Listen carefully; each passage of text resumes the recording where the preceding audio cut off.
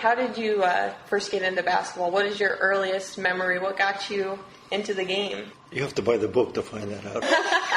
Already? It's in the book. All right.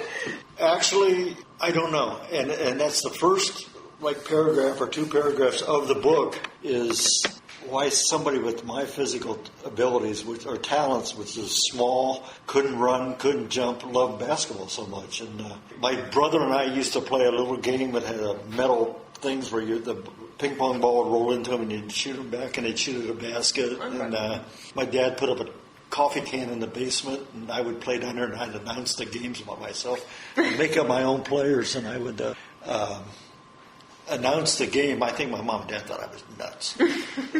And then he made a basket. We used to live on the Akron-Wadsworth Road, okay, right down from where down Loy Oak. And he put a basket on the side of the garage, and as soon as that basket went in, that's all you did? That was it. Mm-hmm. That was it.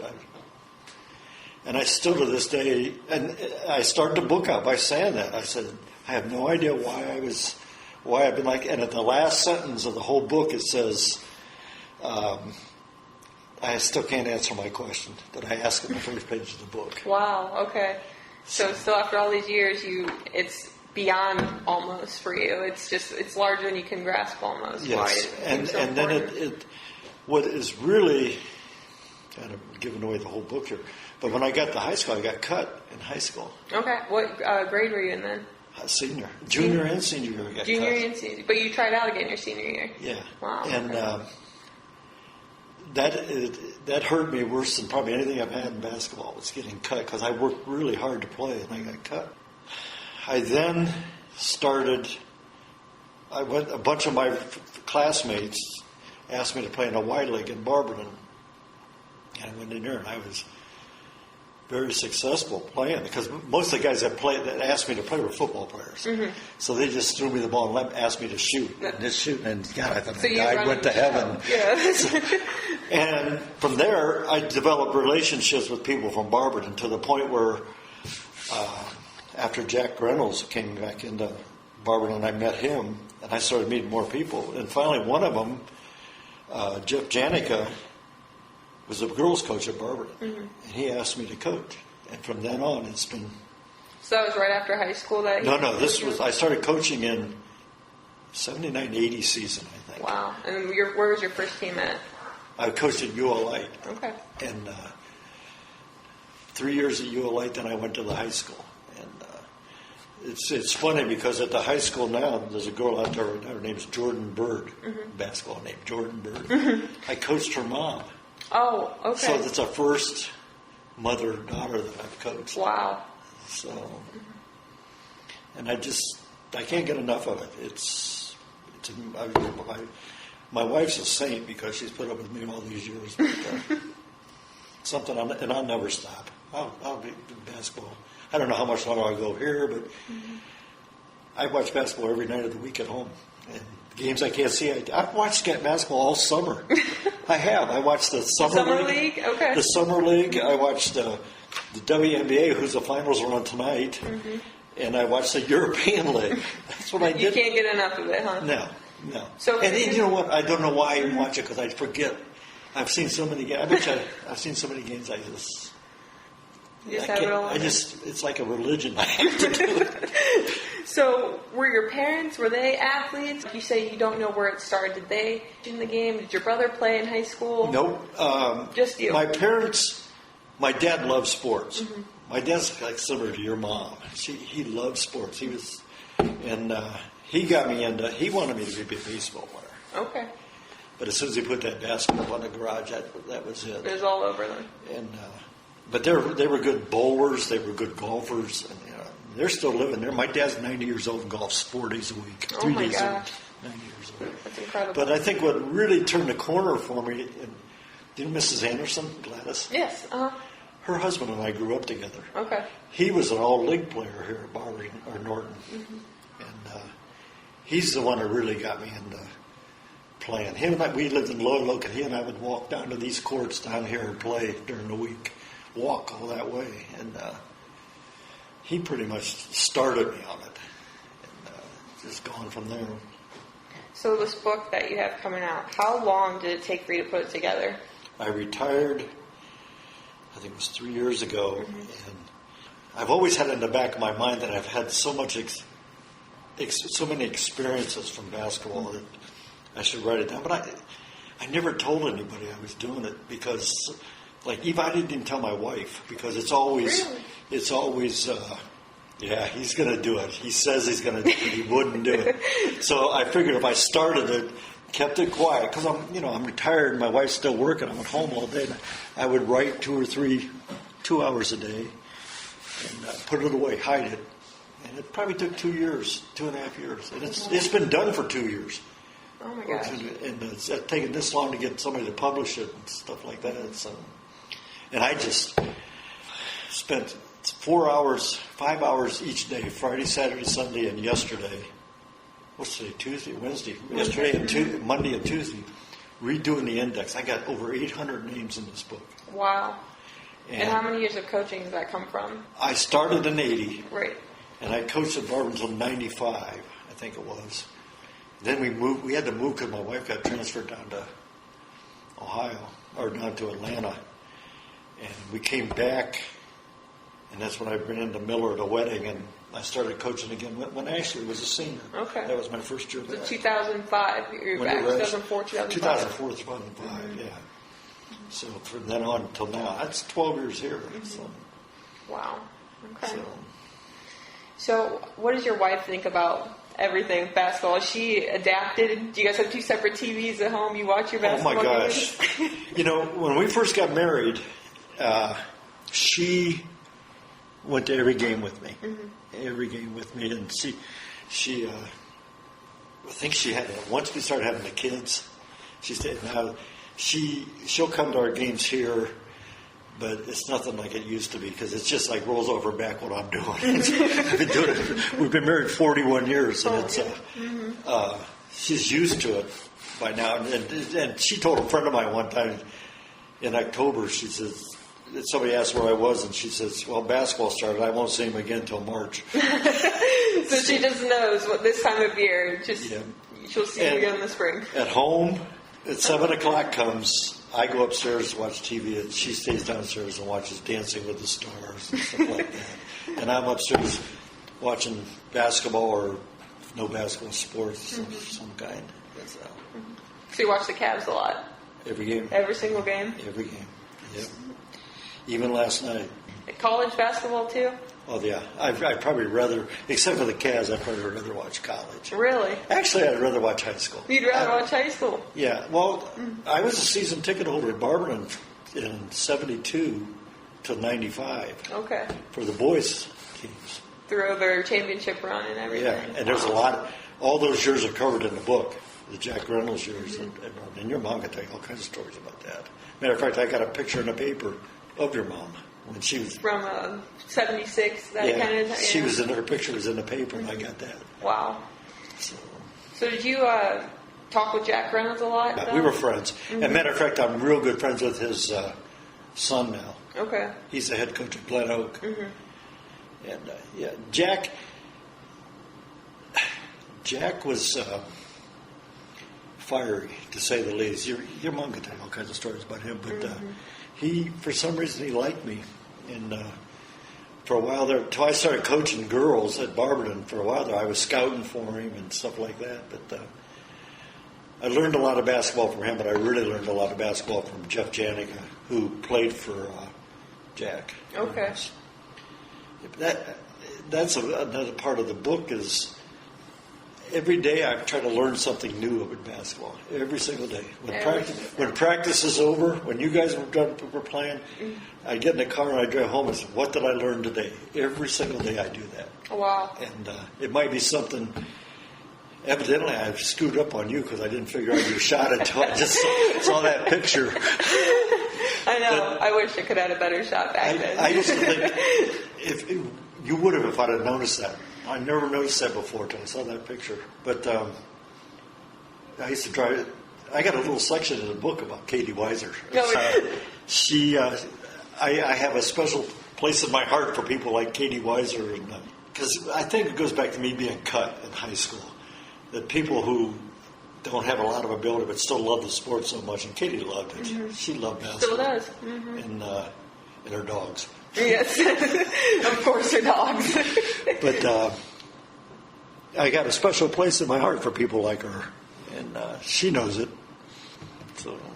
So you've built a lot of relationships throughout this whole entire experience. I mean, I'm sure you've gone to some former players' weddings. You see some of their siblings here when you're coaching. I mean, how rewarding is that to you? The most rewarding thing about basketball to me, probably the most rewarding thing to me is seeing somebody do something you taught them on the court.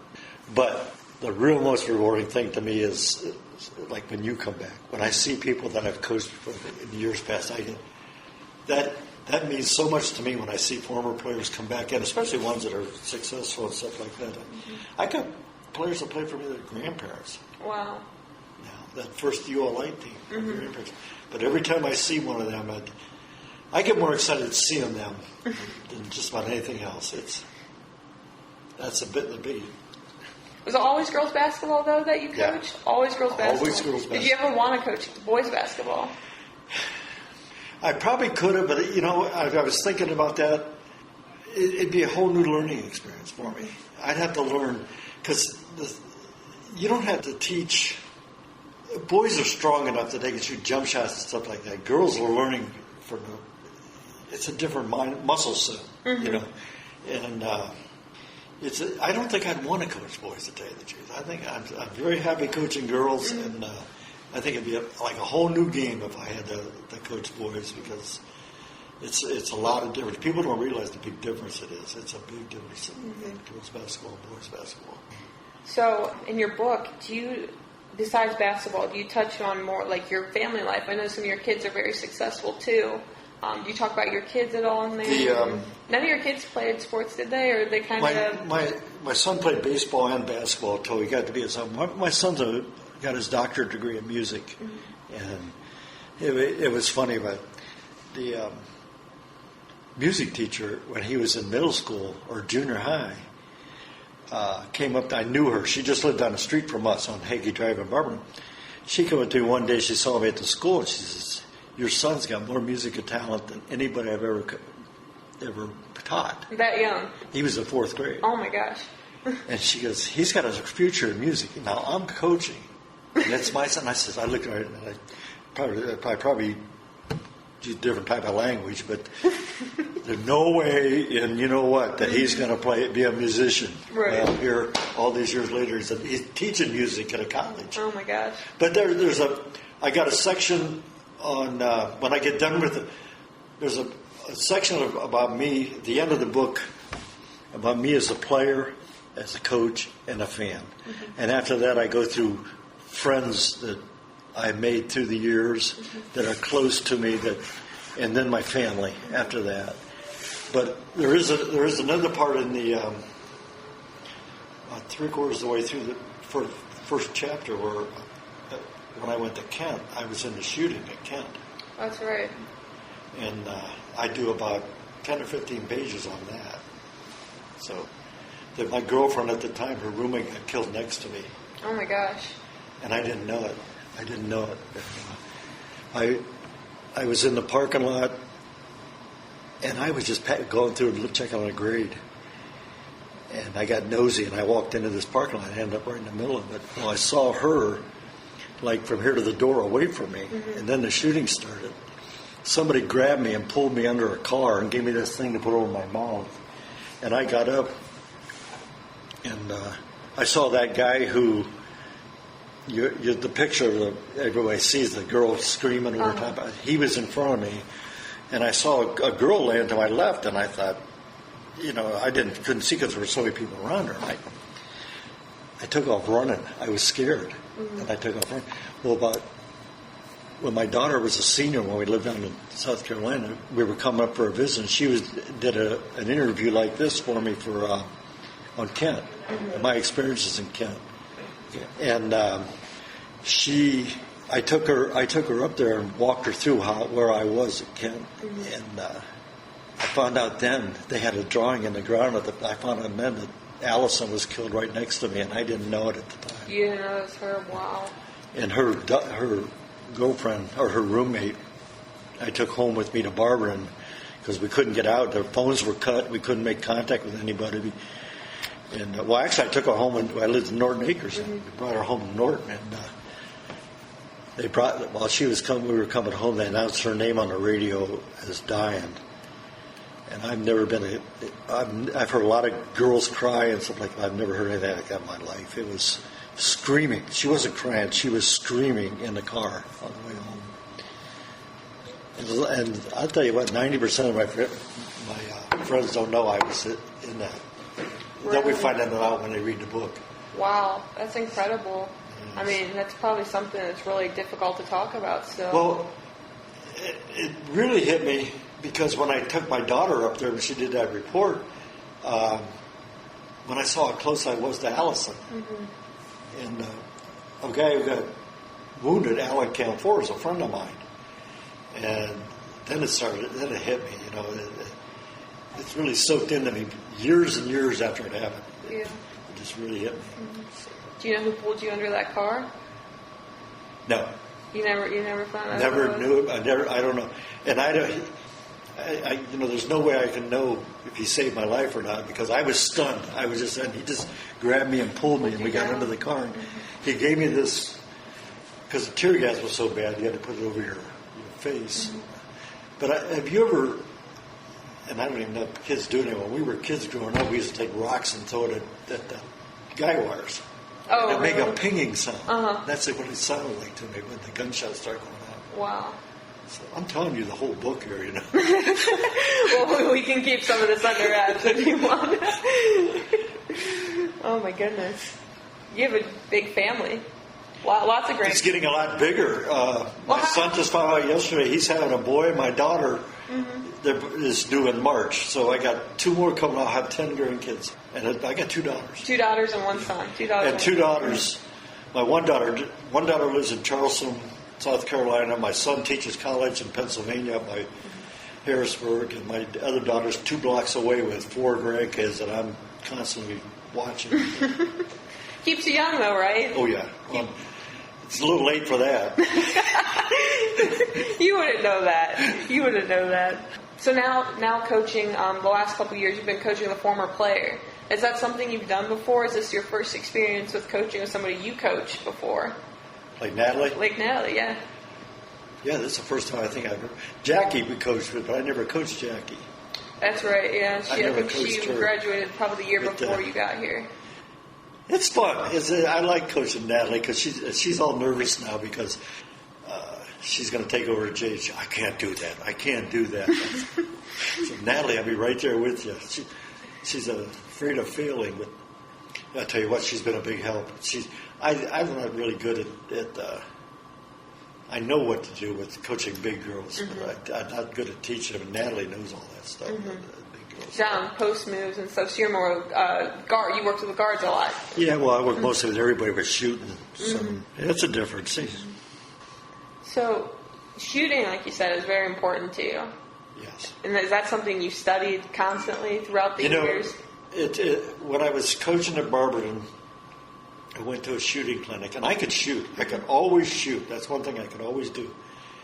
I went to the shooting clinic, and this guy was teaching, and he stood on the arc behind the foul line, and he shot the whole clinic. He had a microphone on and shot. And in the whole hour and a half, he missed 5 shots. Oh, my the whole gosh. time. And he explained to me, and I was dumbfounded because I was doing, I was a good shooter. I was completely wrong with the way I was shooting. Wow. So you learned something new that day, too, and you carried it through. I learned that day, and that's beef. You remember when I started teaching beef? Yeah, I believe balance, elbow, eyeball, yes. eyes, and follow through? Yes. That's what he taught me. But the difference is I practiced. I was in my 40s, and I would go out and shoot 500 shots a day doing that. Myself, at my age, like you and Natalie would always stay, but you guys stayed all the time. I really never considered myself a shooting coach. So Miller made me one. And Miller says, you can shoot the ball. You start teaching us, and I've been doing that ever since. That's been your specialty here. I guess. I don't know. Maybe we'll call it that. Well, seems like, through my experience here and, my sister's experience, and it's a very welcoming culture and like a home culture. Every time I come through the door, I feel welcome. Every time I step in the gym and see you guys, I feel welcome. And I think when I asked you about, rewarding experiences, players come back, I think that's a tribute to you guys. You make sure we know, you're always a part of this family and you're always welcome back here. Well, in Thanksgiving weekend, the Saturday, we're doing we're honoring all the district championship teams. Mm-hmm. We're trying to put together a thing where we bring in all these and give them a shirt that says "Once a Lady Panther, always Lady Panther," and that's important to Coach Miller. Mm-hmm. Is that? Yeah, that's like I said, that's very rewarding to see people you've coached years past. Mm-hmm. And you guys come back for an alumni game. I love that. Mm-hmm. I love that. It brings back a lot of memories. A lot of memories of missed layups. See how progressively worse we've gotten through the years and slower and everything. So. Well, that's expected. But it does. It's funny. I got a message on Facebook from one of my players in Barberton. She's because I'm going to have a book signing, and when's your book signing going to be? When? Mm-hmm. When's it coming out? I think the first week of December. Mm-hmm. And I'm not sure about the book signing yet, but she says, can we all come down and you sign the pages our names are on? And I go back, yeah, but you might be disappointed because I didn't put anybody's name in there who missed the layup. So that's another thing. I'm on a committee that they're honoring Jack Reynolds this December, and all his players that we got a hold of are coming back. And I've been on a committee to do that. I've been doing these Norton records since I started them last spring. Oh my gosh! And I'm still not done with them. And the book, all that's been my day. I've been very busy. And I told my wife the other day, I said, I'm kind of anxious for the book to come out, this reunion to be over. Then I want nothing to do. Then what do I do? You have to write a part 2. You have to start the second one. I don't want to go through that again. So what do you think is some of your favorite memories, both, or did you put all those in the book? What my favorite memories were? Some favorite memories as either a coach or as a fan for you? Well, the state championship at Barberton was probably the top because I'd never been involved. And I really wasn't involved. I was a fan anyhow. Every time we won a district title, it was something. At Barberton and Norton. And especially the last couple of ones we've won at Norton. I don't think anybody ever expected us to win anything. And those are the most rewarding things like that. I played before I started coaching here at Norton, when I came back from the South, I played in a Silver League, which is over 50. You're still playing basketball then? I can't. I was then. I can't now because I'm coaching. My knees are so bad anyhow. But I played in the Silver League. And this is in the book too. My wife came to one of my games, and in the Silver League, I could score a lot of points because I could shoot and nobody guarded you because everybody's so old. and we'd had a tie game with like 3 seconds left, and I made a 3 at the buzzer to win the game for us. And all my teammates are 55, 60-year-old guys. Okay, My wife is there, and I'm really proud that I did this in front of my wife. So I go walking over to her, and I'm smiling, and first thing she looks at me and goes, "You're not what you used to be." All the wind went out of my sails. Oh my God! Because we met at the basketball courts on Edgewood. She was a tennis player down at Edgewood Park, and I met her. I was on the playing basketball all the time. I met her down there, and she saw me play a lot back then. And, been married 41 years now. Anything else in your spare time? Just basketball through and through? Do you ever take vacations? Maybe? Well, now that my kids, like my daughter lives down in Charleston, that's right on the beach. We go down there now. And never could take very many vacations because one thing, we couldn't afford them with the kids all the time. And another thing, I was always summer basketball and stuff like that. But now we're starting to do that stuff. And I don't know. how much longer. I want to at least coach until the school opens, new school opens. Is that next year, the new school? I think it's about 2 more years. 2 more years, okay. But this we had a tough year last year, and this sophomore or freshman class lost their first game in 7th grade, never lost again. Wow, okay. They won like 35 in a row. So they're ready to go. So we got probably 2 freshmen are going to be a lot of basketball for us this year. How many seniors do you have this year? 4. 4 seniors, okay. Yeah. I'll ask you, this is the last full question I'm going to ask you. What are your thoughts on the Cavs? Are they going to get it done this year? I'd like to see it. Mm-hmm. Hopefully they can. Mm-hmm. Hopefully, talent-wise, I was watching that game last night. They didn't do too well last night, but they had all 5 starters out. Mm-hmm. And Richard Jefferson and Mo Williams are going to be a lot better. Sean Marion and Miller coming off the bench. So Jefferson and Williams are really going to help because they're not going to lose. The big thing about, especially in the NBA, is that when you sub, you don't weaken yourself too much when you sub. And they're not going to be weakening themselves a lot. And with Verajao back, there's another one. He's been looking good. High energy back. It still looks like he hasn't missed any time. Yep. They can do it. They start the season out so tough. They play at Chicago and at Memphis the first 2 games back to back. And LeBron, when he left, he had every right in the world to leave the way he did, but not the way he did. And he admits that he did it wrong. And I was very upset. Matter of fact, I had a LeBron jersey, and I threw it out that next day after he announced. And I really didn't like him. And when he came out and admitted that he was wrong the way he did, because he had every right to do it. I wasn't mad at what he did, it's how he did it. But that man does so much for the Akron area. People still hate him. A lot of people still hate him. He does stuff for kids at the schools. His wife buys dresses, prom dresses for girls that can't afford them. And he buys computers for kids. He's bought bikes for kids. He's going to pay money for kids to go to college. It's going to end up being $40 million or something like that for kids going to college. You don't hear he redid St. V. Yeah. And you don't hear superstars doing that stuff anymore. And, now I'm a fan. I was a fan before, but I think the older I've got, I've always been a fan, but I think that being more of a realistic fan now, getting out to the court here in a second.